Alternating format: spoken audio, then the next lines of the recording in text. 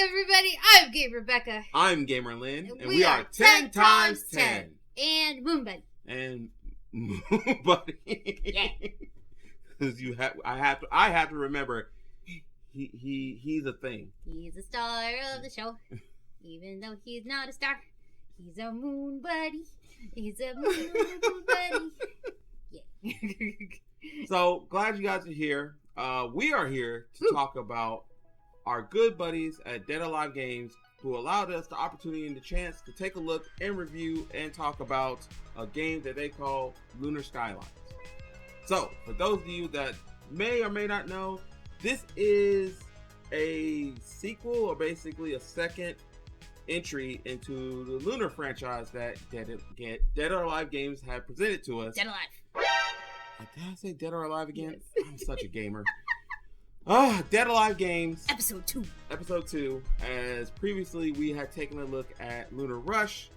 So now we are looking at Lunar Skylines. Yes. And somehow they figured out a way to compact such a, I won't say a huge game this time, but definitely whoever works in their packaging works wonders. Honestly, like, I didn't expect it to be so elaborate for the tiny package. Same with what was it, Cyber Pet Quest and everything like that. But still, just great. Fantastic. Another game that we also looked at. Check out that video. But for Lunar Rush, before this, in the before times of Lunar Rush, when we were rushing toward the moon from Earth, bringing all of the wonderful building materials and people inhabiting the moon. Meeples, technically, I guess. But yeah. yes, the meeples and the building materials and money, etc. And now we have come to the moon with all of these wonderful resources, etc. And it's now time to bid to build. Yeah. So basically in this game you have to bid in order to get the resources and everything you need to start building. Yep. Basically you are playing a bidding war in order to build the buildings that you want to build on the moon. How this is done is by deck of cards. So deck of cards with numbers of 1 through 10 and also 10 or 7? 10. It is 10? So basically the majority of the game that we played, and we're going to get into that a bit more, there are other cards that are higher with the more players you play. So Becky and I mostly played with each other, and we played one game where we played with a number of other people. So most of our experience comes from just being a 2-player, though we did experience a higher player count game as well. For the record, Becky won all the games. I did. Yeah. Yeah. So definitely this game is right up her alley. Moon Buddy won. So how is the game played? Well, basically you have a deck of cards 1 through 10, and then you also have what I guess you can call a face card, which is the ace, represents ace pilots. And it's basically the high card or low card face card that you play in the game. And then also bonus cards that are played out kind of like a deck building system would, where you get the opportunity to achieve those cards or basically obtain those cards through accomplishing your bids. And basically with all the players you're playing, you get these your hand cards and you basically place a bid, how much you think you're going to win by, establishing the bid, and then you basically are playing these cards, a high card winning or a high number winning, to get these bids. And basically these become your resources, which tally up points for you, which in the end of the game, depending on how many rounds you want to play, which the game recommends 3 rounds at least, but however many rounds you basically play through, each round gets you your points. You accumulate all those points together and you have your winner. And that's how the game is played. Yeah. So basically you get your hands and your hand size and how many cards are dictated by how many players you have. Much like I said before, when we just played with each other, which was a 2-player game, the deck is adjusted to have only numbers 1 through 7, and then basically we play with those cards. Whereas if you have 4 or more players, all cards mostly stay inside the deck, being those numbers 8 through 10 are still included, and it's played out that way. And this is done basically to help balance the game or adjust the game to be balanced. In my experience, though, I definitely could see more players you have is way more randomness and more wild things can happen because you got way more players, and you know you gotta adjust for what people will do. Just for inflation. Yeah, just for inflation. Like that's probably what it should be called. You have our permission to use that. Yeah.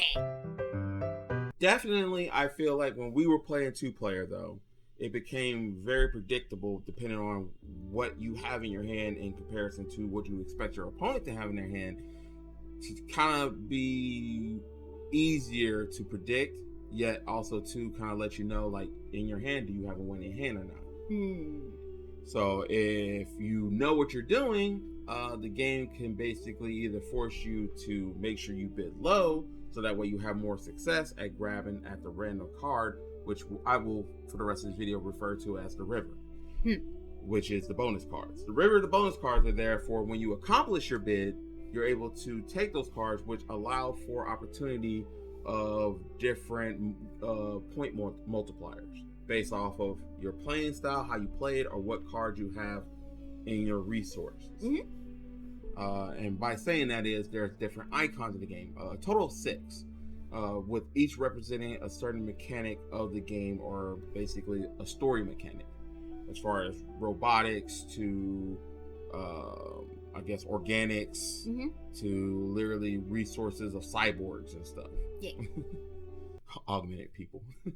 Yeah. Which definitely too was like, it threw me about for a minute too, looking at those, because I was like, how? Like, all right, so we're basically confirming, which also too actually makes a lot of sense, because with playing cyber pets, I'm guessing that draws a bit on it too, because again, we have cybernetics and animals. True. So cybernetics and humans. Definitely you want to kind of play this game and not miss it, because again, it feels like a very elaborate story that they're telling with these games, and I'm here for it. Oh yeah, and totally like building like the lore of like all of the worlds and that sort of thing too. It's like, I love it, building the universe. Yeah, but with more players though, the game gets really random, or basically a lot of things can happen, especially for the fact that a lot of people got to place their bids, and probably a lot of these players are not going to be able to either make those bids, so they got to make the best out of what they play on the table and getting their bids. To those that can turn the tables by getting their bids, playing off the resource or the river to multiply their points the best way they can. I will say, like, my go-to number was like 4 or 5. Yeah. Like 4 seemed to like building 4 buildings and everything for the bid and everything like that, I noticed tended to be a little low, even with like a low amount of players, which was very interesting because you guys tended to go over. I think I did 4 buildings, built 4 buildings one time, and then I don't think I went over, but still. But yeah, you get penalties for going over. So you build too many buildings, it's bad. So another factor of the game is, if you overbid, there's a penalty to it. You lose some points. Granted, though, it does not mean it's terrible, because there are some bonus cards that help you that aspect. If you overbid, they mitigate or totally erase the penalty by getting you that many more extra points. Yeah. So it's not a bad tactic to have too sometimes, but that's the randomness coming back into the factor that the river is going to lay out what you need. Yeah, and you probably really should kind of try to establish what bonus card you're trying to go for, like, beforehand, because mid-round is, like, a really hard way to try and, like, pivot or adjust depending on what's happening. So, at least for me. And again, these tactics came into play for us a lot with our 2-player game.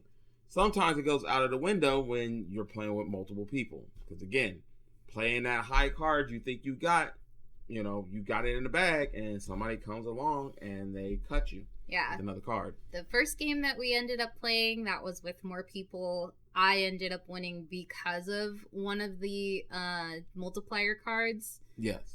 But I think it was every game after that, I decided to bid higher to make sure that I would never, like, exceed my bid or anything like that, because I was too terrified of getting negatives, and then just staying to that strategy still helped me win. So yeah. Whereas I was trying my best to actually match to what I could win and try to get, and I came close sometimes too, where I would match my bid, but then sometimes I did not take into account the mechanic that there's those certain symbols. Whoever plays the lead card, you can only play cards that match those symbols. Yeah. So there was times where I could not play, so I was forced to do what they call smuggle. Yep. Smuggle is a system whereas if you don't have a card you can play that matches that lead card, you can place a card down into your resources sideways to represent that you smuggled that card in, and that card could still be a resource of adding points to your end score, but also adds to what they call tricks, which is basically your resource bundle that you get. Yeah. And if you have too many tricks at the end of the game in comparison to your bid, you have to discard. And those discards cost you points. And that would happen to me a number of times. Even though sometimes I would make up those points, but sometimes that would be the difference of if I didn't lose those points, I could have been either closer to winning or winning. Right. So, tactics. Yeah. And it gets easier as you play. And definitely, I would say, play this game a lot. Yes. For the fact that I think every game that we played felt different. Oh, 100%. Whether it was from the layout of the river to literally us adjusting our tactics to try to like, okay, I did this time or whatever. So let me try this and see how this works out. And sometimes it works out better. Sometimes it works out worse. Sometimes you just have bad luck. Yeah. It's like, even coming down to the hands of cards that we were dealt. Yes. There was a time where I didn't get any aces at all. And it still came out pretty good. I thought that he was going to win the entire time, but then it just ended up flipping and stuff like that. So, but yeah, it's just, but you never know. I think this experience for me, I definitely was overall positive. There are some drawbacks to the game. So to make that clear, one being for me personally, I have a lot of experience with playing a game called Spades. And let me tell you, that game has the potential of wrecking families. Oh, man. Tearing people apart. Oh, man. Much like a Monopoly game or a game of Risk or something like that, I remember times of just sheer chaos and arguments with playing with friends and family in the past in games of Spades. So definitely for me, I see this game in that light sometimes. But that's not its fault. Nope. But those of you that has that experience, let me try to warn you that this game is very similar, but I promise you, you will probably have a different outcome or different experience with it. Yeah. Because even though it's still competitive, it's competitive in a lighthearted way. Definitely. Don't take this game too seriously, please. The only other drawback that I can think of this game is the fact that this game forces a style of play. And what I mean by that is that if you have a face card or a card with a symbol that matches the lead card symbols, you must play it. Going through the rules, and thankfully with our contacts with Dead Alive Games, clarify this for us. That basically, much like Spades, and this because I have my background with Spades, sometimes you can lie and say you don't have something when you actually do. There's opportunities that this happens in the game to where, oh man, if I play this, I'm going to lose, but I don't want to lose, so I really need this card, so maybe I can lie and put this card down and maybe get... No, you can't. No. Basically, if you can't play the card, you must play it. And there is no penalty if you do not. So that's my only other problem with the game is that if you play with dishonest people, there is a potential that they can be dishonest in this game unless you can keep track or keep up with how they play. And again, there's some people in our gamer circles that do this sort of thing, so you have to keep an extra eye on them. So that's my only drawback, especially too for the fact that there's no penalty involved, much like the game of Spades. Really enjoy it. It's a really fun card game. Fast, much like it says on the box, it's 30 minutes. Actually, I think most of our games were underneath that, especially between the two of us. Oh, yeah. And even with more players, it might go a little bit longer, but it's still faster than many other, like, deck building games. Oh, yeah. Like, especially once you, like, know the rules and everything like that and how the flow goes. Like, yeah, it's pretty fast. Almost to the point where it sticks with you. So definitely, I would say one of the things I would recommend to Dead or Alive games is if they can figure out a way to maybe make expansions to this. Because I think it's a really good system, especially if you can add in either different types of face cards to literally the bonus cards. Yeah. I know right now I would probably consider like the buildings and everything like that kind of like an expansion type deal, like with what they're kind of playing with that.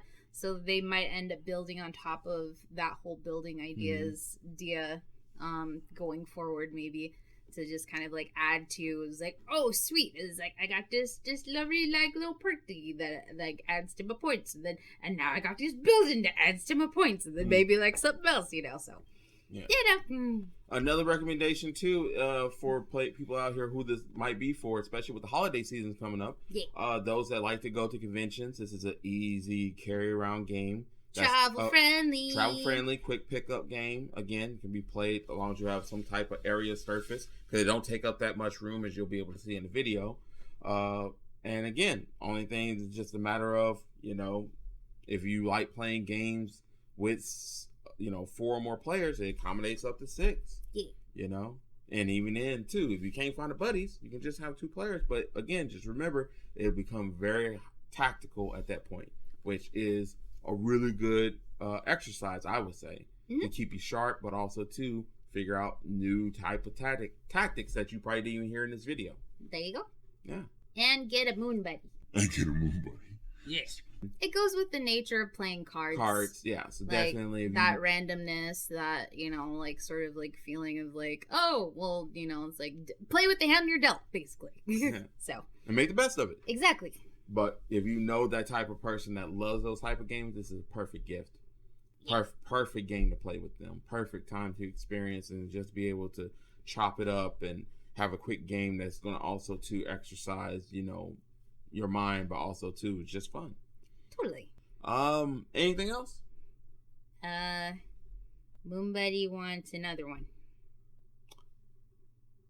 I'm pretty sure they're going to bring us another lunar something. Yeah. And I'm actually looking forward to seeing what that is. Again, Same. This is some great storytelling here. This is a really great packaging. Actually did not expect this game to be a playing card game. And again, when I think about playing card games and stuff like that, like even too, it's like I don't really play that many anymore now. Yeah. And it's like, especially too, a game that reminds me of a past game I used to play all the time. Right. Really like opened me up to like, oh man, what other card games I'm missing out on? Because most of the time I'm always talking to people about deck building games.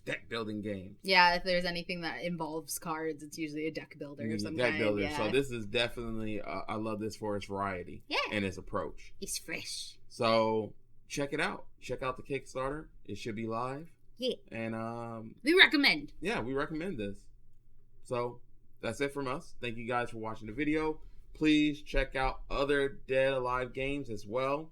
Again, I cannot, recommend the Lunar series, especially Lunar Rush and now Lunar Skyline. And Cyber Pet Quest. It wasn't to my manly cup of tea, but it's out there and it's for somebody. Yeah. But I'm Gamer Lynn. I'm Gamer Becka. And we want you to keep it 100. Moon Buddy likes to have cheese. Oh, because moon. Ooh. Ah.